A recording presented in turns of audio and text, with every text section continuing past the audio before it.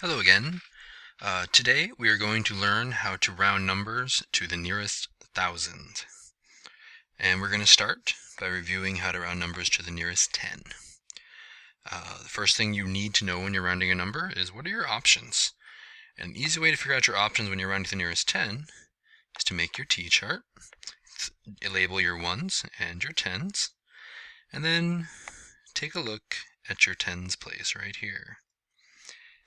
And you see there's a 3 there, and you know the value of that 3, if you use our trick, is to bring it down to 30. And so you always know that's going to be your lower value.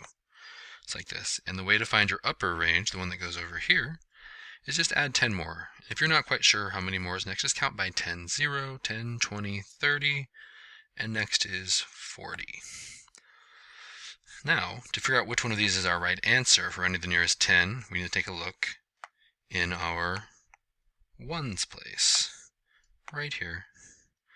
And if you're in my class, you know we have a bunch of different rhymes. 5 and above, fly like a dove. 4 and below, let it go. And sometimes, yes, we sing let it go. But really, sometimes those get confusing. So if you're not sure, just remember if it's 4, 3, 2, 1, or 0, you round down.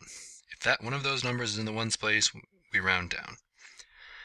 If it's 5, 6, 7, 8, or 9 in the ones place, we round up.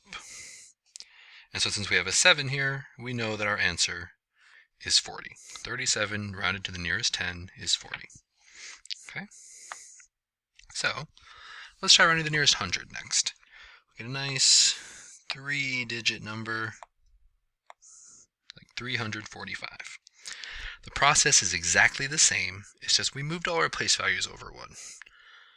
And so I find it's really useful to start with a chart. We have our ones, our tens, and our hundreds. And this time, since we're rounding the nearest 100, we need to look there to figure out what our choices are. And so again, we find the value of that place. So there's another 3 there, so we bring it down, we make everything else a 0, and we have the place value, the value of the 3. And so we know that 300 goes here.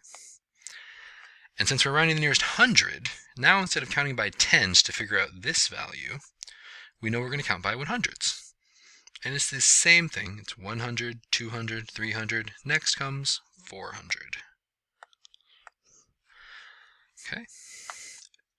Now, going back to that number, we know that our choices are 300 and 400. And instead of looking in the ones place to decide if we're going to round up or down, we're going to look right here in the tens place. And the rule is exactly the same. If it's 4, 3, 2, 1, or 0, we round down. If it's 5, 6, 7, 8, or 9, we round up. And since there's a 4 in the tens place this time, we get to round down to 300, to our smaller number. Okay. Pretty easy. Same exact method as rounding to the nearest 10, except now we have hundreds. Okay? Let's get crazy and go up all the way to the thousands. So let's start with 2,792. Doesn't matter what number we start with. If you remember from our last video, this comma means thousands. Okay? Now, same thing. I would think it's great to start with a chart, just like before. That way you always know what place value you're looking at. So we have our ones, we have our tens, we have our hundreds, and we have our thousands. Okay? This time, since we're rounding the nearest thousands place, we need to look right here in the thousands to get our choices. And we know the value of that too. We bring it down, bring our comma down, and we make everything else a 0. It becomes 2,000. So our lower choice is 2,000. And our upper choice is 1,000 more. So we're adding one more 1,000 to the thousands place. We had 2. Now we're adding 1, so it's 3,000. Just like that. Okay? Now, again, when we round to the nearest 100, we looked in the tens place to decide if we rounded up or down. Thousands is no different. We're just looking in the hundreds place, which is right here. And there's a 7 there. So again, 5 and above, fly like a dove. 4 and below, let it go. And if you want, you can draw out your numbers just like before with your arrows. Just like this. 4, 3, 2, 1, or 0, we round down. 5, 6, 7, 8, and 9. We round up, just like that. Since there is a 7 in the hundreds place, that means we round up.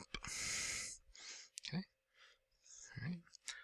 So hopefully this helps you learn just a little bit more about how to round to the nearest thousands. I put another Google quiz on here for you. Please feel free to take it, practice, and I'll see you in class.